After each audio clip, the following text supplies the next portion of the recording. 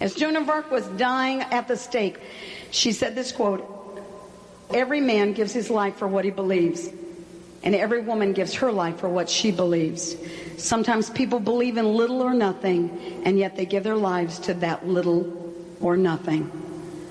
One life is all we have. We live it and it's gone, but to live without belief is more terrible than dying, even more terrible than dying young." What do you burn for? What do you burn for? Jim Elliot said the famous words years before his martyrdom, "That man is no fool who gives what he cannot keep to gain what he cannot lose." And he prayed as a young man,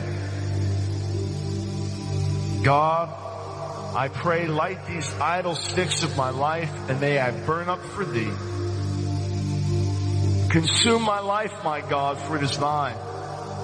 I seek not a long life, but a full one like yours, Lord Jesus."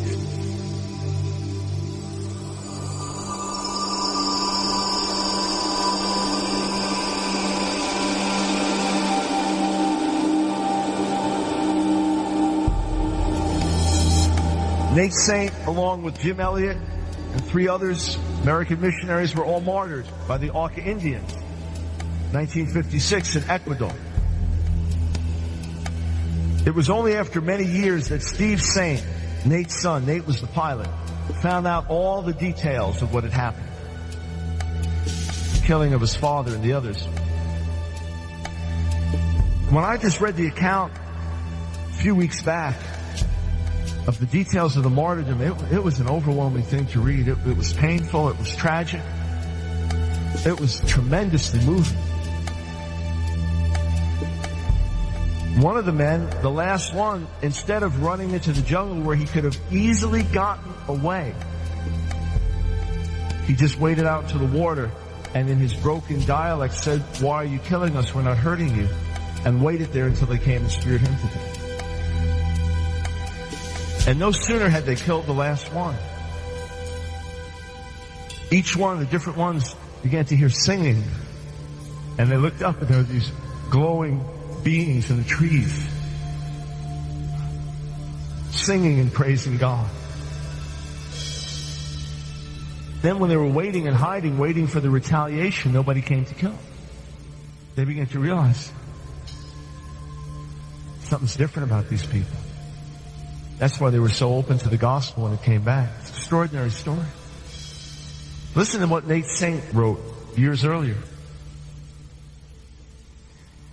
People who do not know the Lord ask why in the world we waste our lives as missionaries. They forget they too are expending their lives, and when the bubble has burst, they will have nothing of eternal significance to show for the years they have wasted. Everybody's bubble is going to burst. Every one of us at the end of our lives, it's all gone. Then what? What do we spend our lives for? What do we pour ourselves out for? Where do we give ourselves to? Having a full life is not necessarily a long life. I want at the end of my life to say I fulfilled the purposes of God. Father, hear the prayer we offer, not for ease that prayer shall be, but for strength that we may ever live our lives courageously, not forever in green pastures do we ask our way to be, but the steep and rugged pathway may we tread rejoicingly.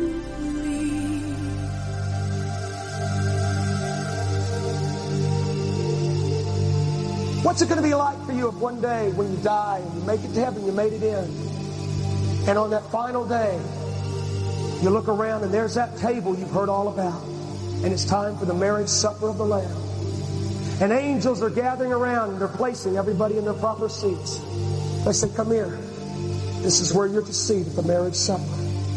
And you sit down and you don't recognize anybody around you, but they're all former Christians, all on fire, people that got saved sometime in their life and they made it in.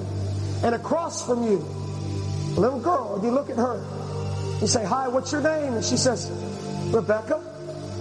You say, Rebecca, where are you from? She says, Rome. And you say, Rebecca, would you talk to me just for a few minutes of how you got here? She said, well, we had a real hard life. My daddy, when I was 8 years old, I had to go to this big arena and I watched lions eat my daddy. With my own eyes, I watched lions eat my daddy. They killed him because my daddy loved Jesus. And I've never cried so much in my life as I did that day. 2 days later, they came back for me and my brother. And they took us to the same arena where my daddy died. And there was thousands of people cheering. They paraded us into the arena. And there was no one there but just us in that big arena and all the people. And then I looked around and I saw all these doors opening up around the arena. And out of every door came lions. And I'd never been so scared in my life. They had told me that if I just denied Jesus, I could live. But I couldn't do that. He was everything to me. He was my reason for living. I died that day. The angels came and ushered me into heaven. And I've been waiting here for the marriage supper. This is so special. And then she says, and how about you? What's your story? Friend, look at me. You better have one. You better have one. You better be able to say something.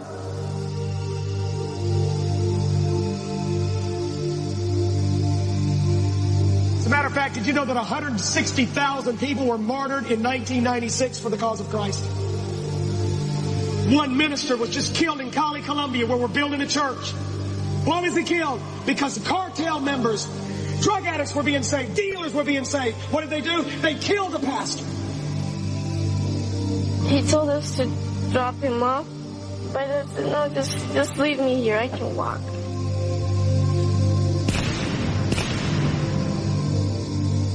That was the last time I saw him. We are strong in our weakness, in our wanderings we are guided. Through and over in your danger, Father. I want you to think of what this means. My life for the gospel. We are strong. My life for the gospel. In our wanderings we are guided. With his death, it's like it encouraged us to want to do the same, to lay down our lives for the Lord and not just die for him, but to live for him. That can be harder than dying for him.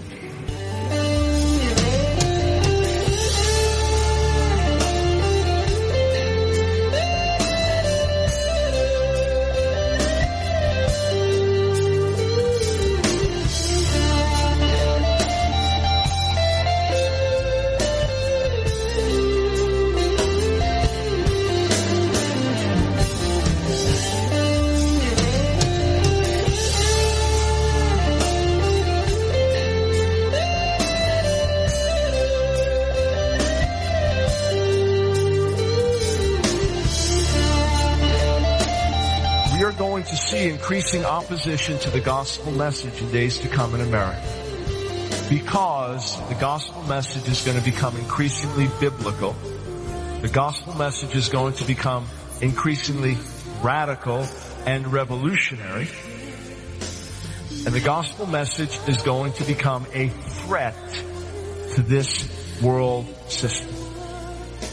The gospel is going to become an increasing threat to worldliness, materialism, and greed.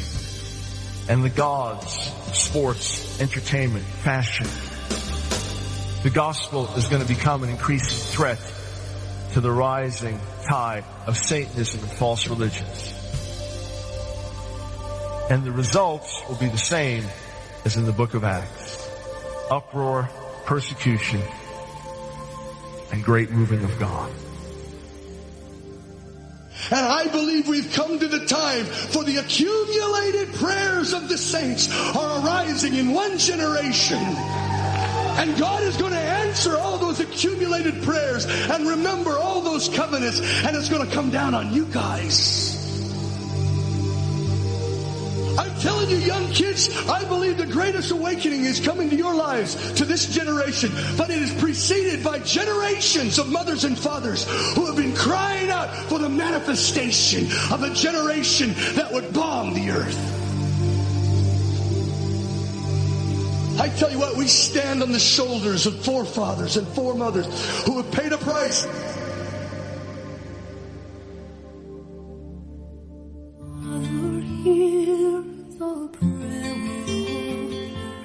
Not for ills that pressure be, but for strength that we may ever live our lives courageously. Be our strength in our weakness, in our wanderings. What happened to those 11 ruffians that went after Jesus and followed him all the way to the cross? We know what happened with Judas. But what happened to the rest of them? Andrew died in Greece. He was crucified on an X-shaped cross, felt unworthy to die on the same type cross as his Lord. Bartholomew was preaching in India. He died a martyr's death. He was filleted alive with knives. James the elder was martyred first. He was slain by Herod Agrippa. James the Lesser was crucified in Egypt. His body was sawed in pieces. John the Revelator, an attempt was made on his life by giving him a chalice of poison from which he drank, and God spared him. He died of natural causes. Jude was killed. He was shot with arrows at Mount Ararat. Matthew laid down his life for Jesus. History records he became a missionary and disappeared during his labors. Peter was martyred. He requested that he might be crucified upside down. He felt he was not worthy to die as his Lord had died. Philip died by hanging. While he was dying, he requested that his body be wrapped, not in fine linen, but in papyrus, for he was not worthy that even his body should be treated as the body of Jesus had been treated. Simon the Zealot, tradition says he died on the mission field as a martyr. Thomas, tradition says that he was commissioned to build a palace for the king of India. There he was killed with a spear as a martyr. Man, you guys inspired me, man. I want to be able to talk to them. I want to be able to look at them, and I want them to look at me, and I want them to say, well done, Steve.